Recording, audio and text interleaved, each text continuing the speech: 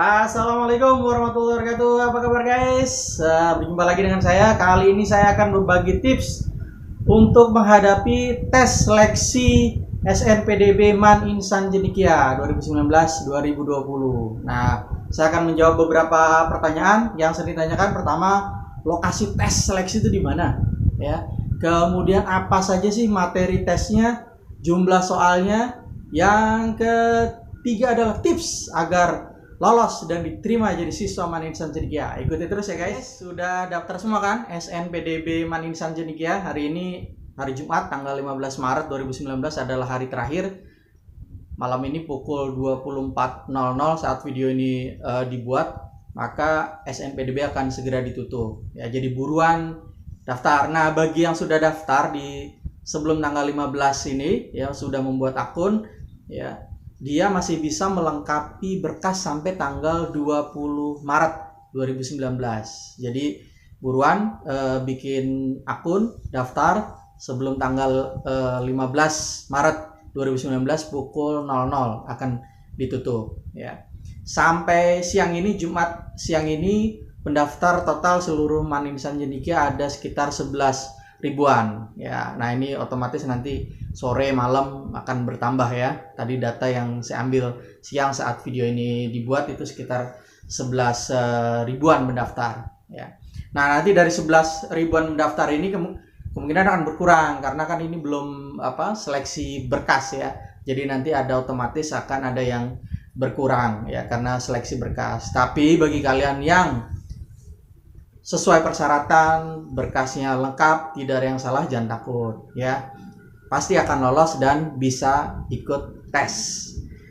Siapa yang biasanya nggak lolos seleksi berkas? Oke, jadi gini ya, berdasar pengalaman tahun-tahun sebelumnya yang tidak lolos seleksi berkas, umumnya paling banyak ya penyebabnya adalah karena melebihi kuota sekolah. Misalnya didaftar di Man IC Serpong ini, maksimal kalau rombelnya 6 ya ke atas ya, itu kan maksimal 10 siswa. Misalnya ada sebuah sekolah rombongan belajar kelas 9-nya ada 6, maka berhak kan 10 mendaftar. Tapi ternyata dia mendaftarkan dalam surat rekomendasi dan yang mendaftar ke akun pendaftaran itu lebih dari 10 ya, misalnya 15 orang. Nah, otomatis 5 siswa tidak akan lolos seleksi berkas. Siapa yang tidak lolos? Yang tidak lolos berarti yang rankingnya berada paling bawah di antara teman-temannya yang satu sekolahan tersebut.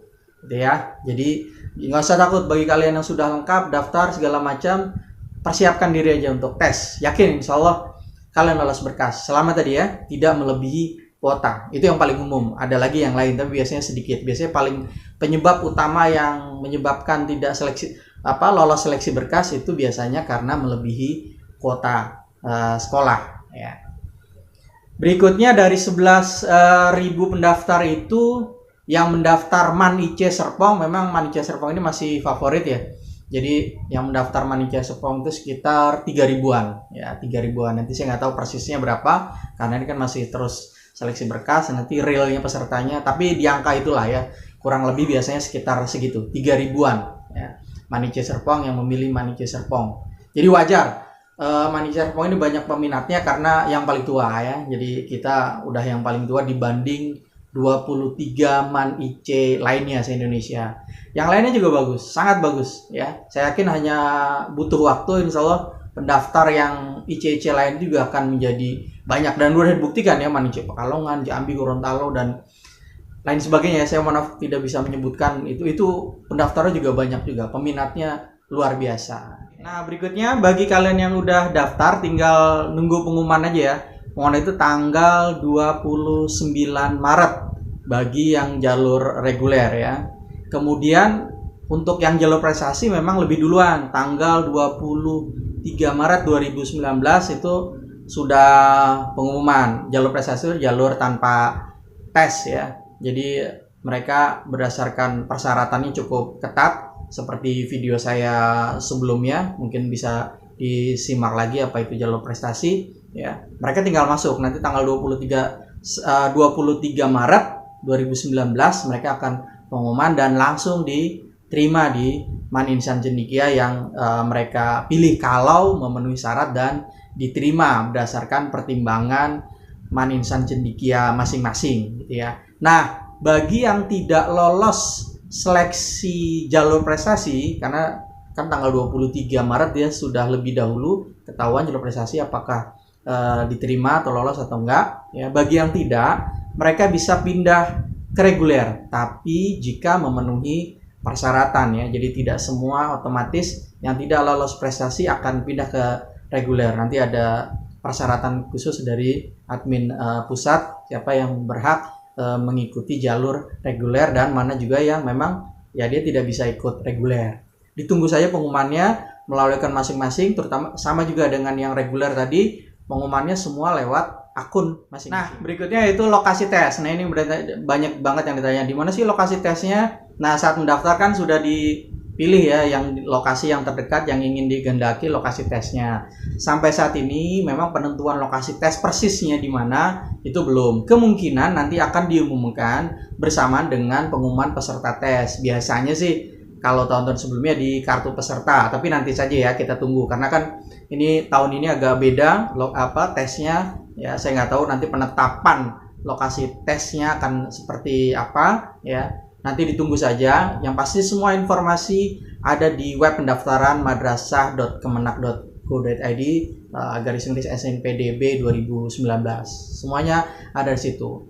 Nah, berdasarkan informasi awal yang saya terima, lokasi tes ini hampir sama dengan tahun-tahun sebelumnya, yaitu akan tersebar di ibu kota provinsi. Di mana lokasinya? Biasanya di madrasah-madrasah di MTS-MTS. Ya, MTS mana saja memang belum ada infonya. Ditunggu saja, tenang saja. Nah, tes SNPDB tahun ini memang berbeda dari tahun sebelumnya. Tahun ini dengan berbasis komputer. Tapi saya yakin udah bukan suatu hal yang baru karena UNBK juga sudah berbasis komputer dan sebelumnya kalian mungkin beberapa kali sudah simulasi di sekolah tentang bagaimana aplikasi berbasis komputer. Kira-kira mirip dengan itulah ya tes SNPDB.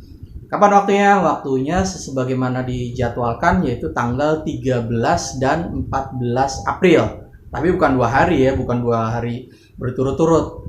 Jadi itu hanya gelombang karena kan dengan berbasis komputer satu tempat lokasi tes terbatas pesertanya sehingga dibikin beberapa gelombang. Jadi tesnya hanya sehari ya. Kemungkinan hari Sabtu saja tergantung nanti kalian dapatnya jadwalnya hari Sabtu atau hari Minggu ya. Sabtu pun nanti kemungkinan akan dibikin 2 gelombang, pagi dan siang. Nah, ditunggu saja pokoknya infonya ada semua di web pendaftaran ya, tidak perlu risau. Pasti akan infonya pada saatnya akan diinfokan secara jelas dan lengkap. Oke, ini yang sering ditanyakan, apa saja jenis tesnya? Ada 2 jenis tes sebagaimana di Juknis SNPDB, yaitu pertama tes potensi belajar, yang kedua tes akademik. Saya akan jelaskan satu persatu. Tes potensi belajar itu mengukur kemampuan verbal ya, kemampuan verbal bahasa. Kemudian kedua, mengukur kemampuan kuantitatif atau numerik, matematik lah ya. Kemudian yang ketiga, kemampuan logika atau penalaran. Nah, yang keempat, mengukur kepribadian. Jadi dalam tes potensi belajar ada 4 hal tersebut yang diukur, yang dites. Nah, jadi sederhananya tes potensi belajar ini mirip-mirip dengan psikotes lah ya. Nah, untuk pengerjaan waktu tes potensi belajar ini selama 90 menit ya. Kalau tidak salah soalnya itu sekitar 75 ya. Mohon maaf kalau saya salah ya. Tapi yang pasti waktunya 90 menit ya untuk mengukur tadi 4 hal tadi ya. Berikutnya yang kedua adalah tes akademik. Nah, tes akademik ini tes mata pelajaran. Yang pertama ada matematik, kemudian ada IPA. Nah, IPA ini ada fisika dan biologi ya di dalamnya, termasuk di IPA. Kemudian bahasa Inggris, kemudian bahasa Arab, kemudian yang kelima adalah PAI ya, pengetahuan agama Islam. Nah, waktunya durasi untuk tes akademik ini 120 menit, 2 jam. Jadi lebih lama ya. Kalau tadi tes potensi belajar sekitar 1,5 jam, kalau tes akademik ini akan berlangsung selama 2 jam, 120 menit. Jumlah soalnya juga kalau tidak salah total itu 75 soal dengan masing-masing mapel. Yang tadi 5 mapel tadi itu sekitar 10 sampai 20 soal masing-masing mapel ya, kalau tidak salah ya. Mohon maaf kalau misalnya pada kenyataannya nanti ada berbeda sedikit. Tapi kurang lebih seperti itu. Kurang lebih jumlah soalnya seperti itu. Oke, yang berikutnya tips agar bisa diterima. Jadi terutama yang Maninceer Serpong kan ya, persaingannya sangat ketat. Dari 3.000 kalian akan berebut kursi 140 siswa saja yang diterima.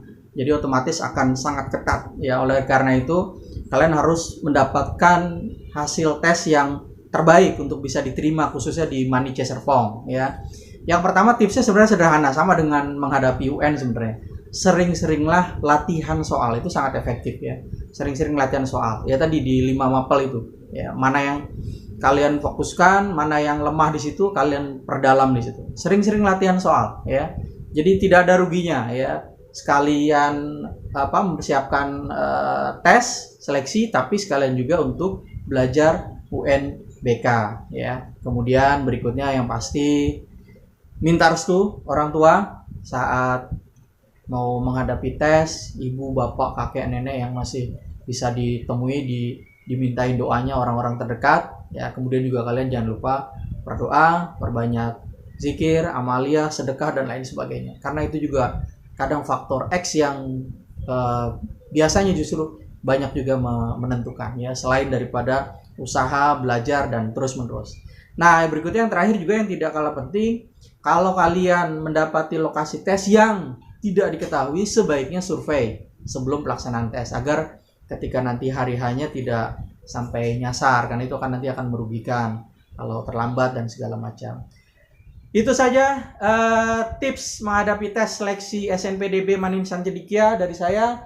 Semoga kalian berhasil dan mendapatkan hasil yang terbaik sesuai apa yang kalian cita-citakan. Assalamualaikum warahmatullahi wabarakatuh.